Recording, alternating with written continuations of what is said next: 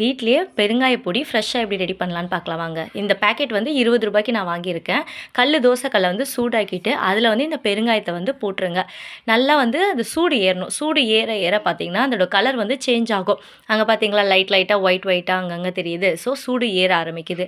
அந்த தோசை கரண்டியை வச்சு நல்லா அழுத்தி அழுத்தி விடுங்க. இந்த மாதிரி வந்து நல்லா கலர் சேஞ்ச் ஆகும். இது வந்து வீட்டில் குழந்தைங்களுக்குலாம் வந்து உடம்பு சரியில்லை, இப்போ லூஸ் மோஷன் ஆகுது அப்படின்னா ஒரு 2 சிட்டிகை போதும். போட்டுட்டு தண்ணியில் கரைச்சி கொடுத்தீங்கன்னா ஒரே வேளையில் லூஸ் மோஷன் நல்லாவே நின்றும். ரொம்ப சூப்பர் மருந்து. இப்போ கரண்டி வச்சு பண்ணுங்கள். அப்படி இல்லை அப்படின்னா இந்த கரண்டி வச்சுட்டு நல்லா அழுத்தி விடுங்க. டம்ளர் வச்சுட்டு நல்லா அழுத்தினீங்கன்னா அதோட ஈரப்பதம் சீக்கிரமாகவே போக ஆரம்பிக்கும். இப்போ பார்த்தீங்களா அதுவே ஆட்டோமேட்டிக்காக உடஞ்சி வர ஆரம்பிக்குது. இப்போ கரண்டியில் கீறினா கூட உடைய ஆரம்பிக்குதுல. இந்த மாதிரி பதத்தில் எடுத்து வச்சு ஒரு மிக்ஸி ஜாரில் போட்டு நல்லா அரைச்சிடுங்க. நல்லா பவுடராக அரைச்சிட்டிங்க அப்படின்னு சொன்னால் நம்மளோட பெருங்காயத்தூள் ரெடி. இதோட டப்பாவில் போட்டு வச்சிங்கன்னா வாசனையும் போகாது. நம்ம ஃப்ரெஷ்ஷாக வந்து யூஸ் பண்ணுறோன்ற திருப்தியும் நம்மளுக்கு இருக்கும். சப்ஸ்கிரைப் பண்ணிக்கோங்க இதை மாதிரி யூஸ்ஃபுல்லான வீடியோஸ் வேணுன்றவங்களுக்கு. தேங்க்யூ. வெல்கம்.